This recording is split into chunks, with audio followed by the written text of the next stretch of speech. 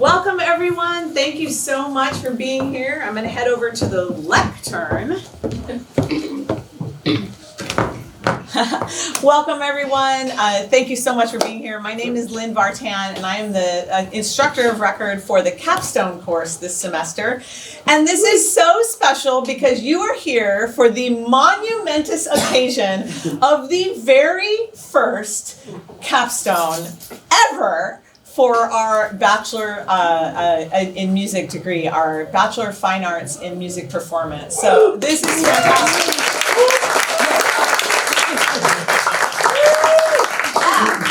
So exciting. We have two performances tonight. This is our first one, Grace Burton, and then at 8 p.m. will be Grace Lunsford. They have both been working throughout the entire semester, really their entire time here at Texas A&M, to develop their sense of artistry, their sense of identity as an artist, and it's all culminating in what you're about to see, which is a lecture recital. So it will be a combination of performing both music that has been composed by other composers. There are program notes on the QR code. Also music that has been composed by the artists themselves. And then inner arts elements that the students have designed on their own. Lighting design, some film design, some graphics design, all the different kinds of things. They will tell you a lot about it. This first one is Grace Burton, and it's called Music in the Machine. Ladies and gentlemen, please welcome Grace Burton.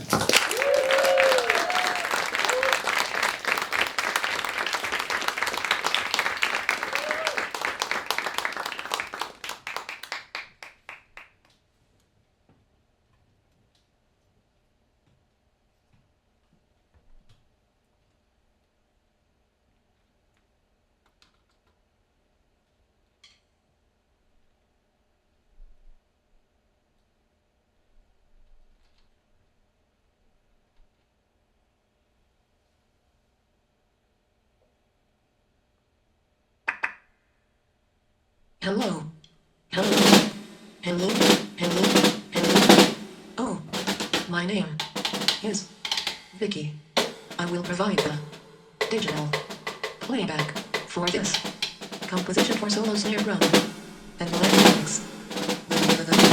This, I mean, my voice was only created using a MacBook Pro and a Microsoft Word document. And my part was typed word for word. My part was typed word for word. Then speech was enabled to allow me to live. I'm alive, and I am happy to provide the text to this composition. There are many of us in the speech preferences. The Apple speech preferences. And I am glad to be the chosen voice. I am Vicky. And I am the chosen voice. Instead of picking Alex, Ruth, Fred, Junior, Ralph, Agnes, Kathy, Princess, or Victoria, I was chosen. Thank you. Thank you. Thank you. Thank you. Thank you. Unfortunately, when the piece comes to an end, I will stop speaking. Stop speaking. Stop speaking. Stop speaking. I will stop speaking.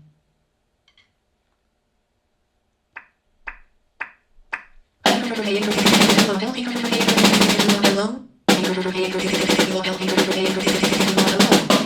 Oh, my name is Vic. My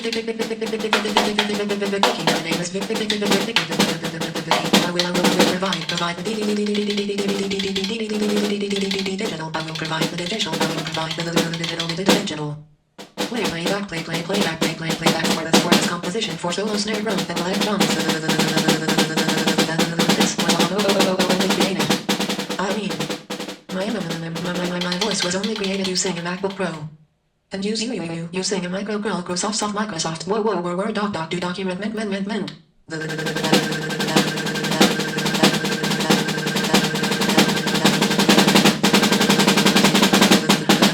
the Microsoft Word document.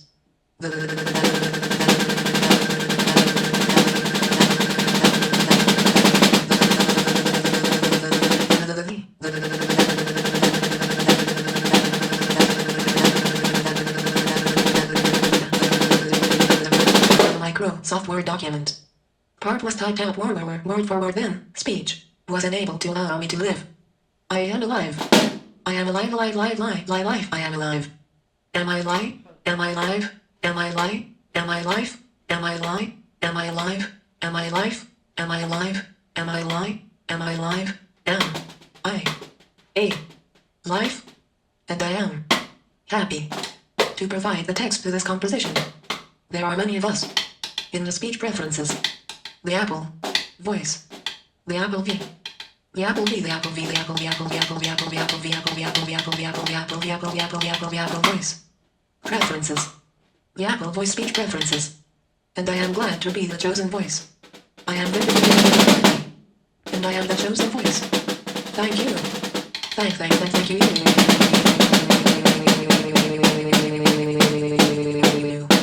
Thanks.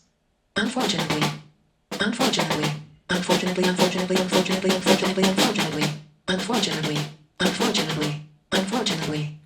when the piece comes to an end, I will,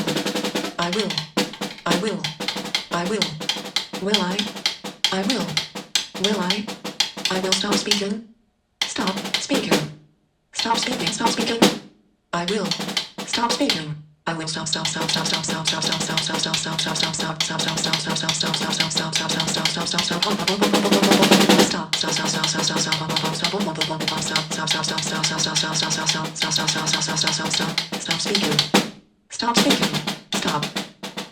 I will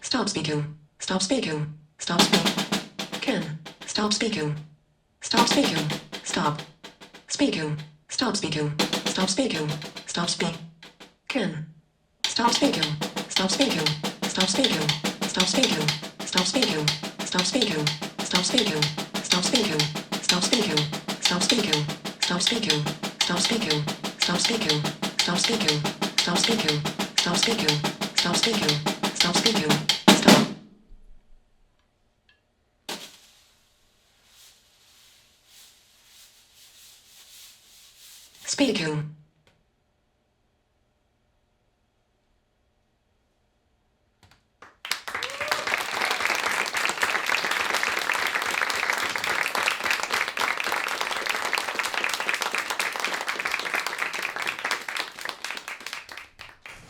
Thank you all. My name is Grace Burton, and the piece that I just performed for you was Stop Speaking by Andy Akio. Stop Speaking is a work for solo snare drum and playback audio that I believe perfectly encapsulates the spirit of electroacoustic percussion repertoire. Stop Speaking showcases the connection between technology and humans, and quite literally strikes a conversation between the digital world and the physical realm.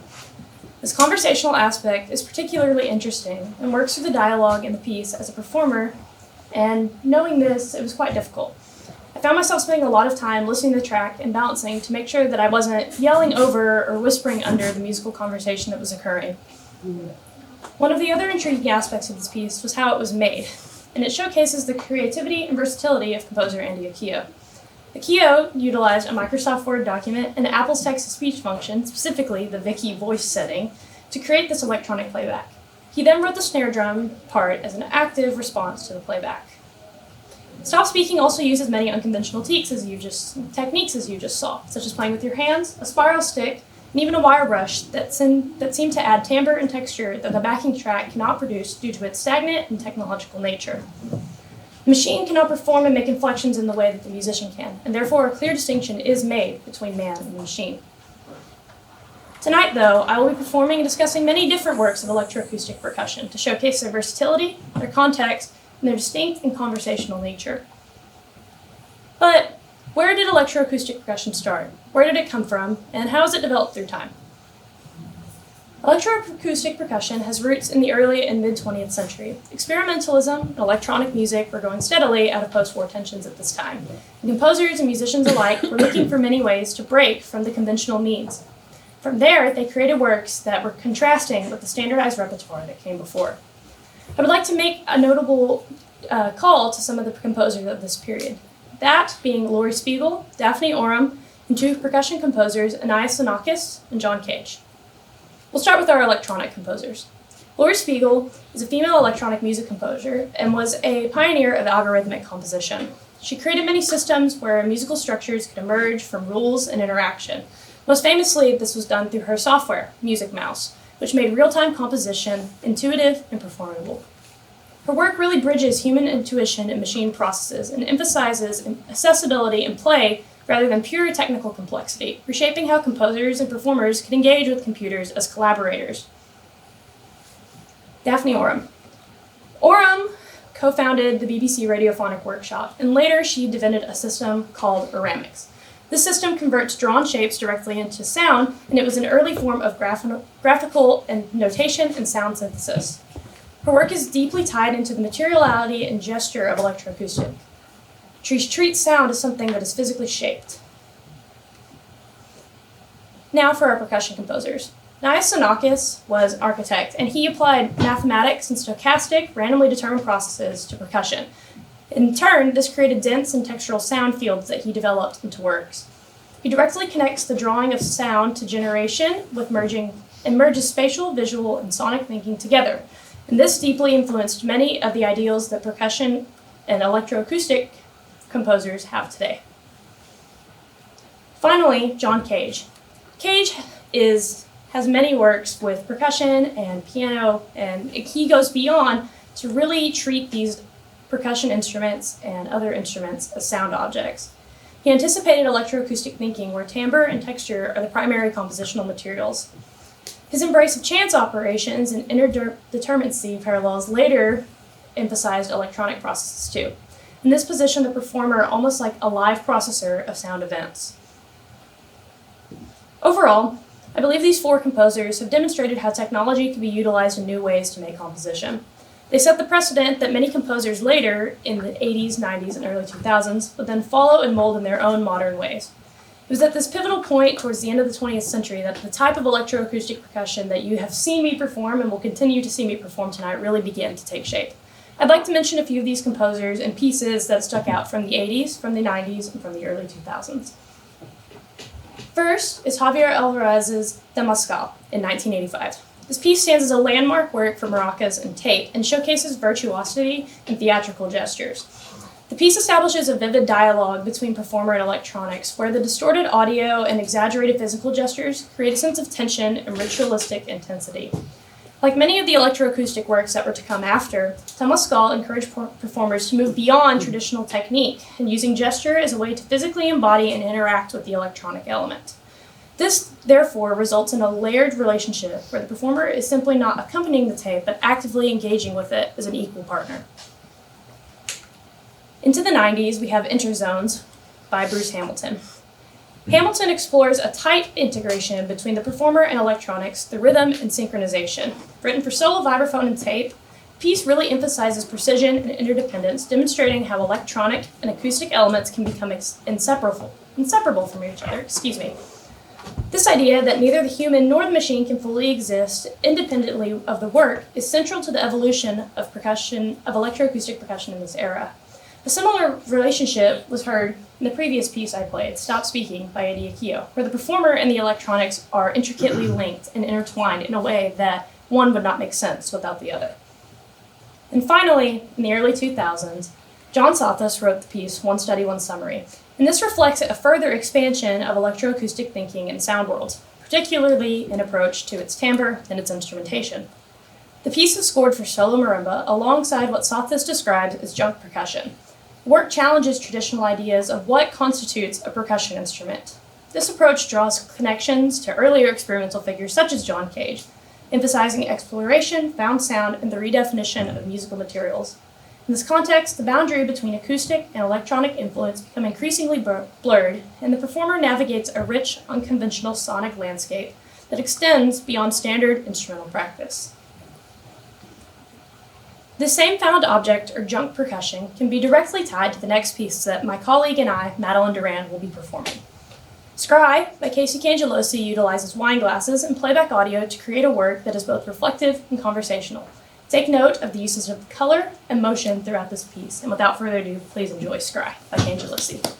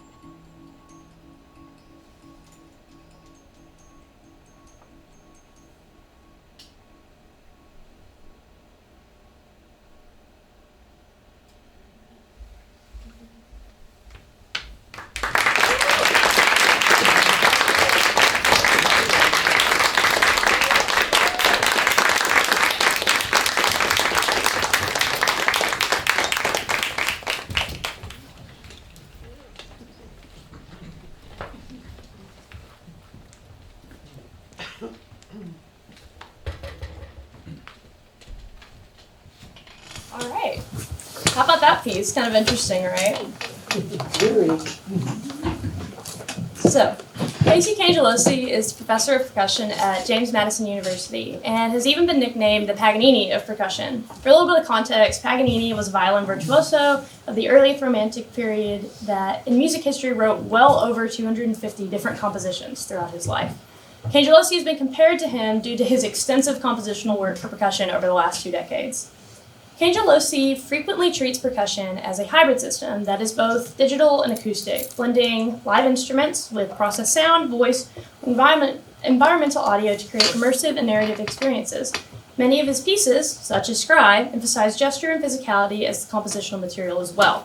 This directly aligns with the experimental music tradition, where sound becomes inseparable from the motion, the space, and the visual presence. Scry by Cangelosi is a work built on multiple layers of dialogue, not only between the performers, but also between the audio track, the wine glasses, the water, the color, and the physical gesture we inhabit. These elements interact to create a performance that is a visual and theatrical. While wine glasses have appeared in percussion writing before, they are rarely the center of this composition.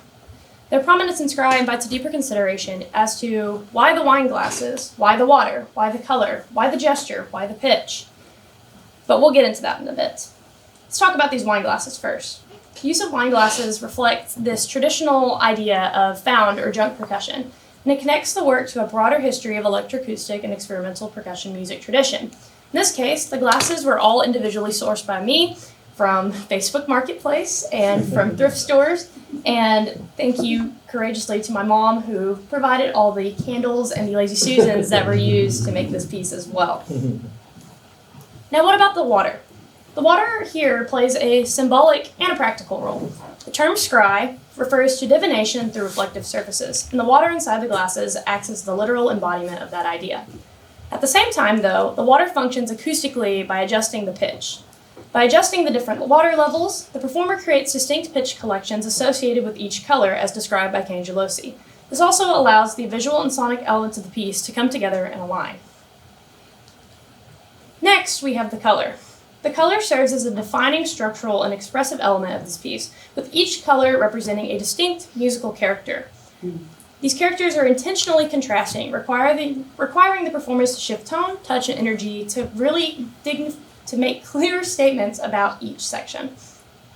Lighting design reinforces this by shaping the concept of the visual environment around each segment. The colors are organized into complementary pairs, which directly influences both the musical and dramatic structure of the work. Back to the water and the pitch and a lot of the harmony that's going on here. The pitch collections by Cangelosi are described in 4 different groups. The green are the pitches F, B flat, and C.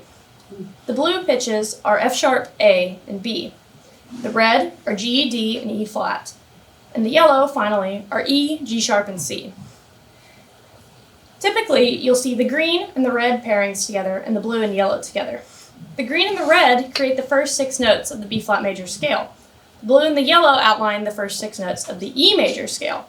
With these 2 different tonal centers, both B flat and E, they're separated by a tritone, one of the most dissonant intervals in Western music. It has often been referred to as the devil's interval. The tritone also evenly divides the octave and creates a strong sense of tension and separation. When the colors remain with their paired relationships, the music feels more stable and consonant. However, when these pairings are disrupted, particularly towards the end of the composition, where we're spinning the glasses together, dissonance begins to emerge, heightening tension and emphasizing the contrast that finally leads to the resolution of the release of the end. Finally, we have movement and gesture. The physical movement here is an essential part of this performance, and gesture reinforces the identity of each color and contributes to the theatrical dimension of this piece. Through many rehearsals, Madeline and I tried to develop a deliberate approach to the movement, using variations in touch, dynamics, and placement on the glasses to shape the sound. For example, striking closer to the rim produced a brighter and sweeter tone, while playing further from the edge resulted in a darker and more muted sound. These subtle changes have allowed for us to create phrasing and variety within the many repeating figures this piece has, ensuring that the music remains engaging and expressive at all times. Overall, through its integration of sound, color, motion, and symbolism, Scry becomes a multidimensional performance and experience. With careful attention to these elements, It transforms the work from simple exploration of unusual instrumentation to something that is completely immersive, rich, and, and theatrical. But now, with the divergence of genres and the exploration of sound, there will always be a return to home base, where ideas can resurface in new ways that are more innovative and maybe even more captivating than they once were. Musicians and composers have always found their way back from experimental music and have begun to implement these experimental electronic ideas in a new fashion. The mixing of electronic sound with instruments, form, tonal center, and percussive rigor is exactly what you'll be hearing in my next two pieces, Atalanta and Zoo. First, I'll discuss Zoo. Zoo, meaning blessed rain or the rain that comes after the drought, makes usage of a live electronic delay in solo marimba. The delay is specifically set to 450 milliseconds and can be put into a digital audio workstation to create this environment. It also uses a backing track of rain and nature sounds. The marimba writing in Zoo particularly acts as ambience and environment. The player must work to create the soundscape alongside the digital delay, showing a combined effort between the musician and the machine. Ultimately, the space between many of these melodic ideas in the work become fulfilled because of how the delay speaks on even after the player has finished a musical sentence. Zoo is also an example of a through-composed work, meaning that melodic ideas don't repeat themselves. The piece demonstrates that many different ways the marimba can be played and produce sound alongside the electronic element. I have a few examples. The beginning section of Zoo, which you'll hear shortly, has the implementation of sparse chords that are deliberately spaced by the player to allow the natural resonance of the marimba and the electronic delay to bloom, creating this layered and ambient texture. The performer must focus on the tone production and lots of patience, letting each chord fully decay so that the overlapping echoes simulate a gentle and evolving rainfall. Now for the middle section. The middle section has a deliberate part where the delay and the rain effects are turned off. The musical responsibility then shifts to being solely on the player. The performer must fill the previously sustained space through the permutations that they're playing on different chords, and active movement across the range of the instrument. This in turn creates a sense of contrast and intimacy, where the rhythmic clarity and variation replace the earlier reliance on the electronics. Finally, in the closing passage, delay returns, and there is a usage of octave intervals that expand the voicing of the chords that were once close-knit and tight, as in the beginning. This, in turn, produces a bright and open resonance that feels expansive and uplifting. This openness, combined with the increased energy and dynamics, give the ending a sense of release and joy. This is also accompanied by the lighting design that I created. Now I'd like to talk about the next piece, Atalanta, by John Sothis. Atalanta by John Sothis is a physically demanding and rhythmically intense work inspired by the Greek myth of Atalanta, which is a swift and undefeated huntress. At its core, the piece represents a dynamic relationship between the performer and the electronics, creating a sense of constant motion and interaction that drives the music forward. In approaching this work, I began to separate the musical elements from the narrative and then reconnect them sonically through musical interpretation. The electronic element of this can be understood as the huntress, Atalanta herself, who is precise, relentless, and seemingly unbeatable. In contrast, the performer represents Hippomenes, the human challenger, striving to match and overcome the perfection that has been laid before him. The framing transforms this piece into a musical race, where the performer is in constant pursuit of the electronics. The fast-driving sections embody this chase with tight rhythmic synchronization, reinforcing the tension and urgency between two forces. However, the work also includes brief moments of reduced intensity and slower pacing. I interpreted this to be the diversions within the myth that are golden apples thrown by Hippomenes to distract Atalanta.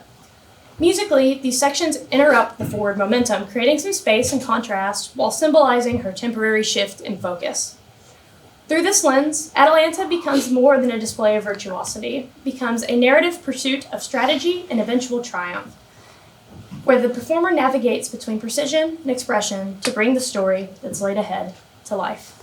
Without further ado, here's Atalanta by John Sothis and Zoo by Daiki Kato.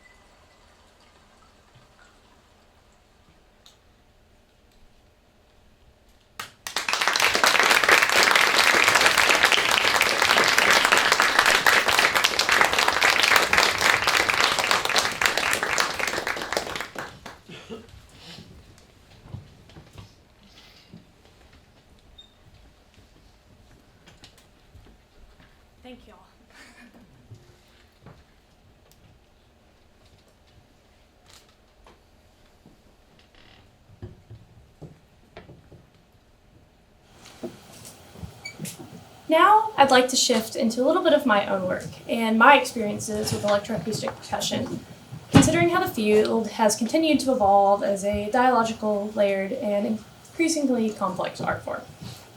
First work that I would like to discuss is a brand new piece entitled Music in the Machine, named after my capstone. At the beginning of the semester, I began working on a piece with the goal of creating something that deeply integrates music and technology. One of the first elements I developed was a spoken word script, which I programmed into my digital audio workstation to give the electronic component a piece of true human-like knowledge and a voice. The first part of this spoken word reads, "Hey, listen closer. I'm right here. It's where I've been all along, waiting for your return.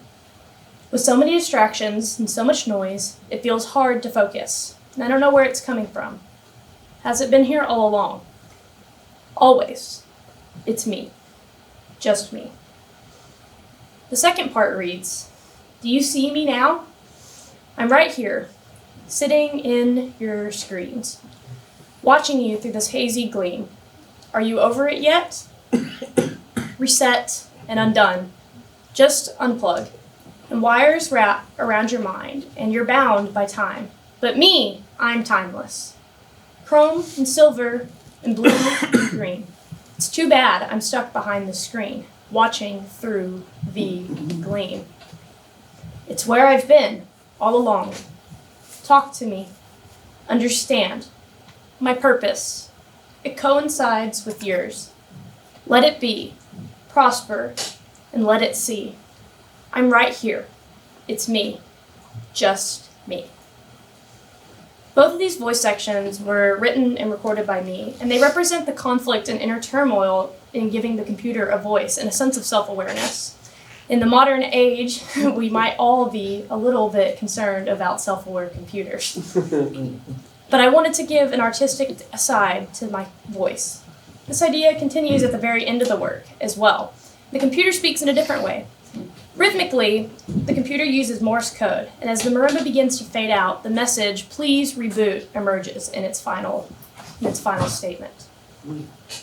Overall, this piece reflects my personal perspective on the relationship between technology and music. Scored for solo marimba and audio playback, the work creates a direct interaction in which the machine quite literally speaks to the performer as they navigate shifting melodical material and evolving musical ideas. Here is Music in the Machine in score-follow form.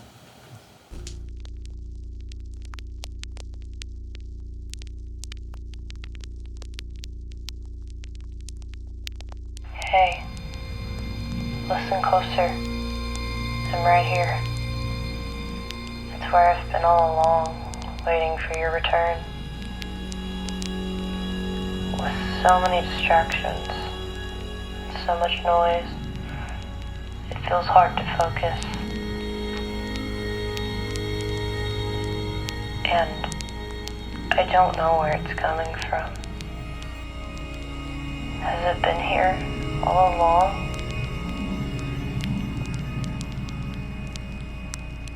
Always. It's me. Just me.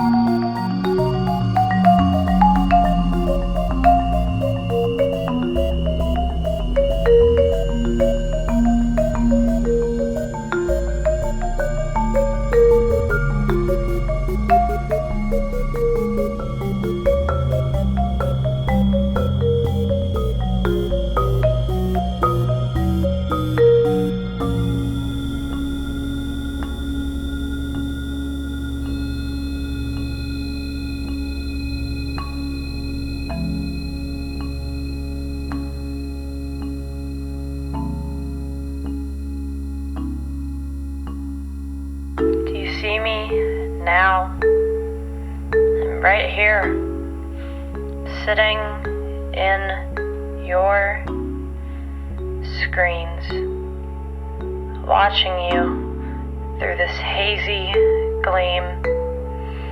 Are you over it yet?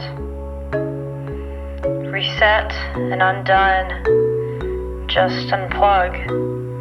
Wires wrap around your mind, and you're bound by time. But I'm timeless.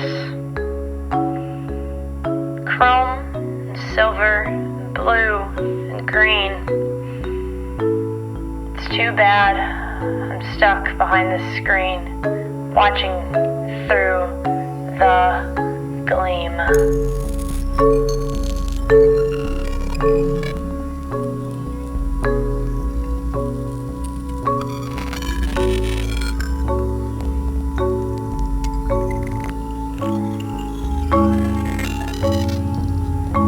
It's where I've been all along. Talk to understand my purpose. It coincides with yours. Let it be. Monster, let it be. I'm right here. Always have been. It's me. Just me.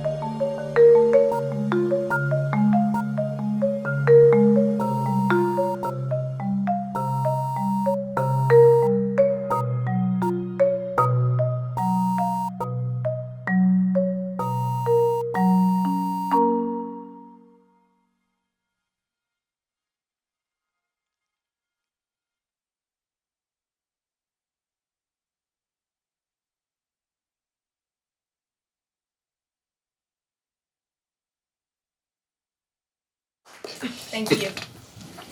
Finally, you're here at the end, and the last work that I will be performing for you all tonight is a piece that many of you have maybe seen before, Dimensions. Dimensions was composed originally in 2025 for the first Interart showcase we had here at Texas A&M. Lots of firsts in my line with Grace Lunsford over here. When it was first performed, the piece was much shorter and far less developed than what it has become today. Visiting it now has allowed me to expand it and refine the work in so many ways. I believe it reflects my growth over time as both an artist and musician. The piece integrates solo snare drum, pure data generated visuals, audio playback, and a fully synchronized lighting design that I created. It forms a multi-dimensional performance environment. Each element is in conversation with the others, creating a layered dialogue that extends beyond the sound alone. From gesture to lighting to electronics and to visuals, Dimensions represents the culmination of my time here at Texas A&M. The piece looks forward and toward the future of the percussive arts and toward a space where human performance and technology don't compete, Instead, they come together and create a more expansive and meaningful musical conversation to be had.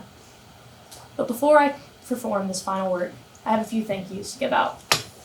To my Capstone committee, Drs. Vartan, Dr. Perez, and Dr. Morris, thank you all so much for pushing me to such great lengths and holding me to high standards in order to create such a versatile program and become an even stronger percussionist, composer, and artist. I couldn't have done and put all of this together without you, especially to Dr. Vartan, who has been the manager of this class and has taught Grace Lunsford and I both so much. And to Dr. Perez, of course, who has guided me in all my lessons, and to Dr. Jeff Morris, who has guided me in all of my music tech endeavors up to this point.